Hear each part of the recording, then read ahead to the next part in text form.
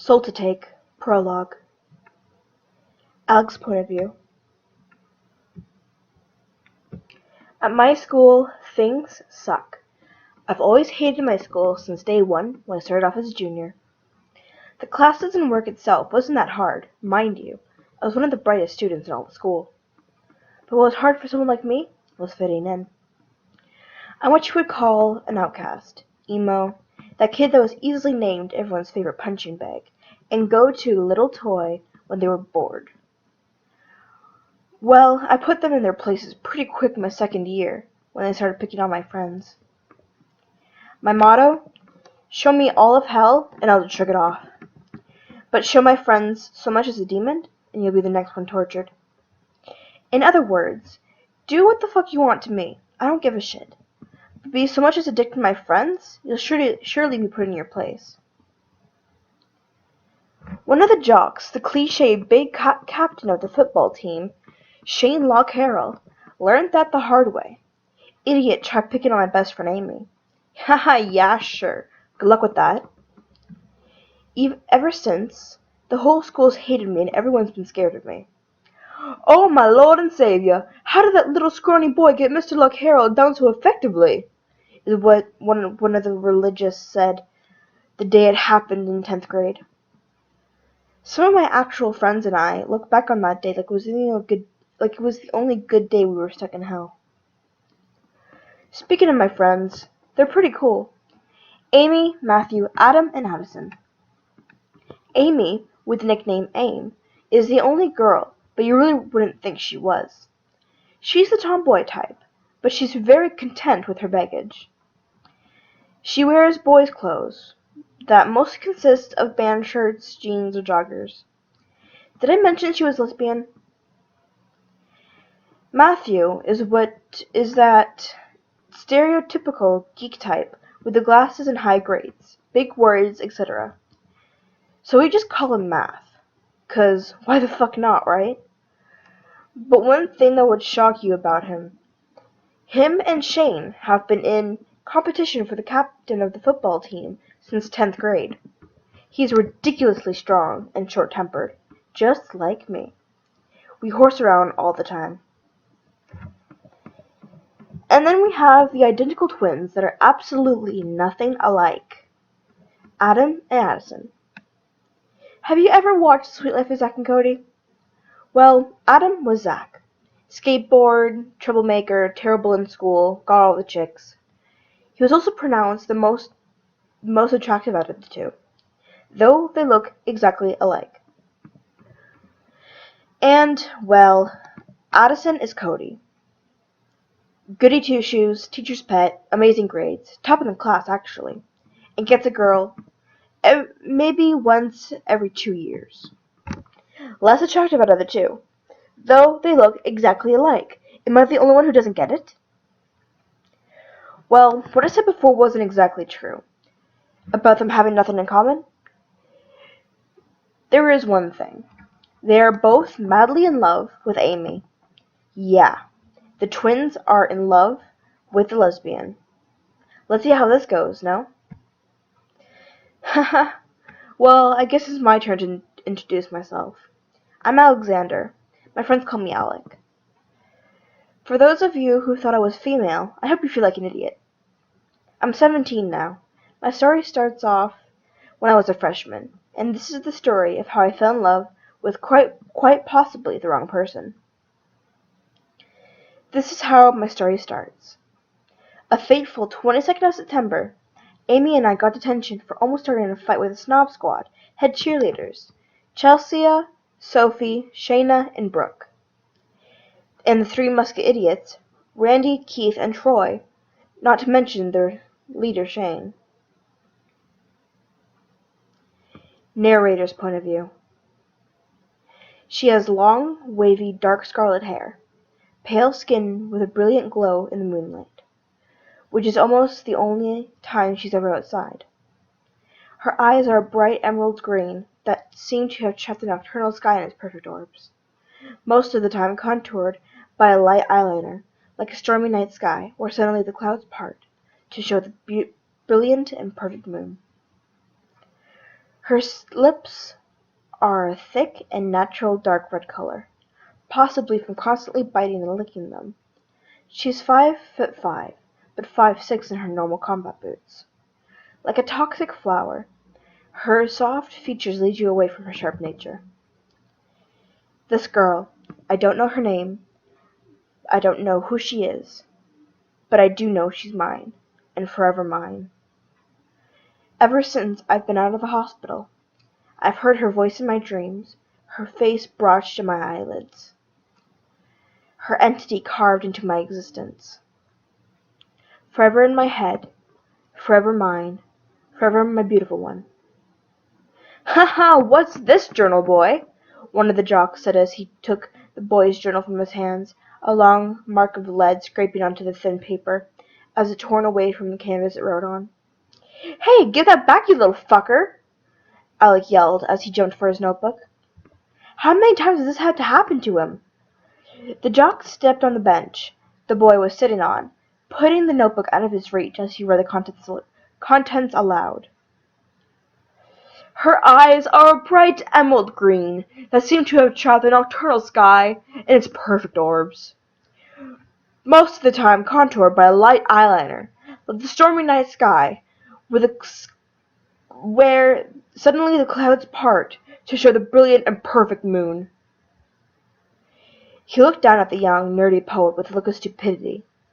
What the fuck is this, journal boy? Your dream girl?" He made a smug goo-goo face as he bent down to Alec's eye level. The other football players around him laughed like idiots. Alec growled and jumped for his notebook one last time, finally grabbing hold of it with a tiger-like grip, snatching it out of the barbarian's mammoth hands.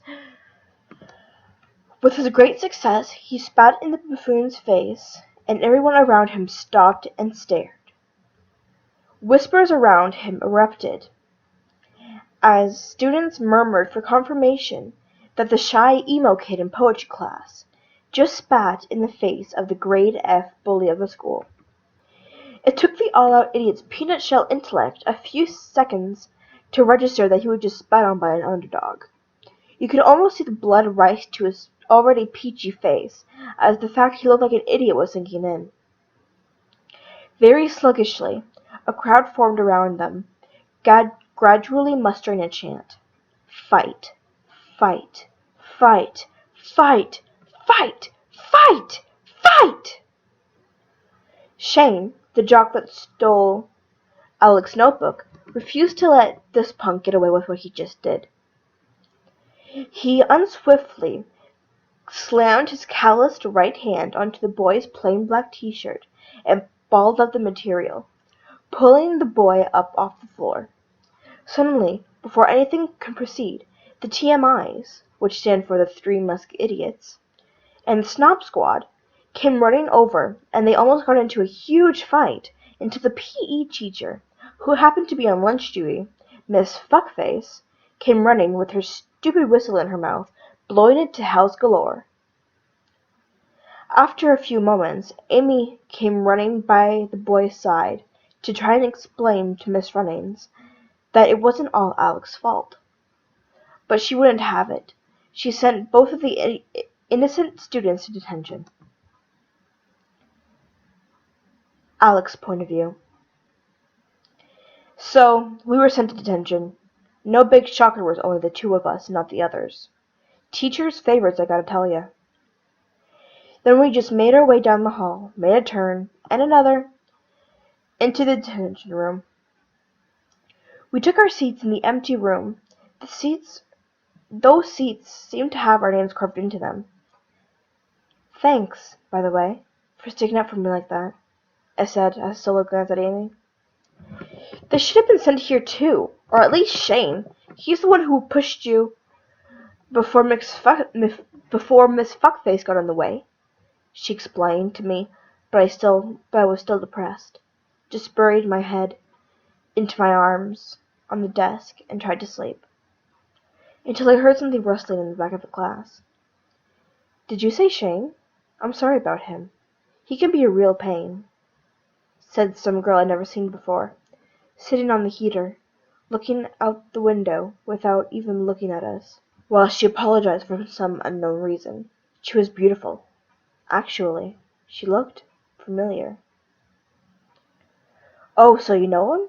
Amy started, casually talking to the mysterious girl in the corner of the detention room, gazing out the window at the stupid world beyond, not even splitting her gaze to so much as glance at us while we spoke to her, as if she was so much more than either of us petty mortals, and didn't even know it yet.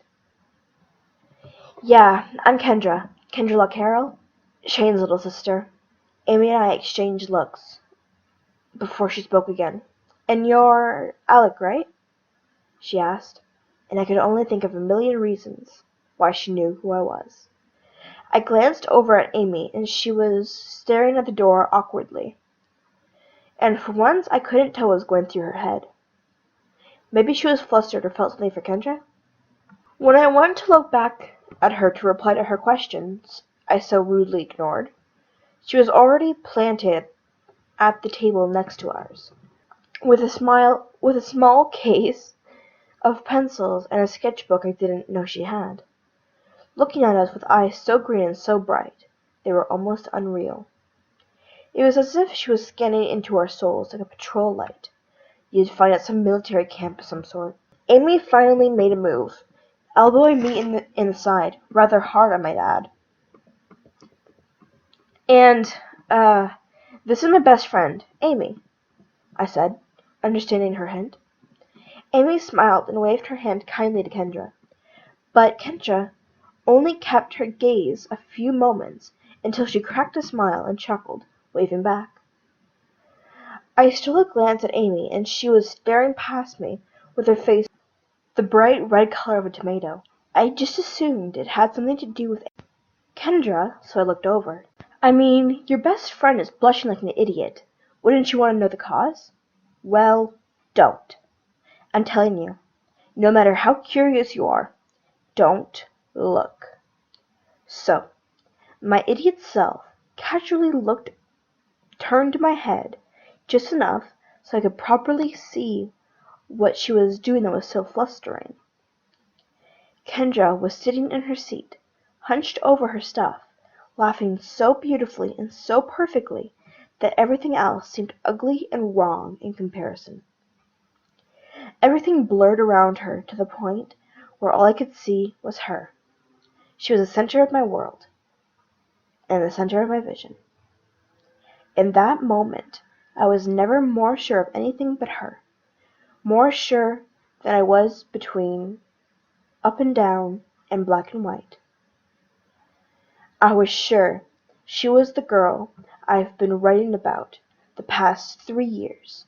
My girl. The girl no one else could have, with the emerald green beautiful eyes and scarlet hair. My beautiful one. Narrator's point of view. Meanwhile, while Kendra's wall was slowly crumbling around the 2 alternative students, Shane was looking for his sister in the parking lot. Her GMC Sierra 2000 was parked in its normal parking spot, but the girl with scarlet hair was nowhere to be seen. Where else could she be? He searched for Kendra high and low, in the library, the roof, the courtyard, and finally, when he was about to give up his search, he spotted his beloved sister in the window of the detention room, with the stupid emo and the disgusting lesbian. "What the fuck?" he said as he stormed over, jumping over whatever obstacles were in his way, then banging on the door to Hells Galore like Miss Runnings did just this morning with that blasted whistle. Finally, after a few hits, he succeeded to gain his sister's attention, and she had the look of complete and utter horror on her face. She burst to her feet and dashed out of the room, leaving 2 dumbfounded outcast kids, her sketchbook full of sketches of a certain 16-year-old boy with blue eyes. The same boy who was writing about a certain girl with emerald green eyes and scarlet hair.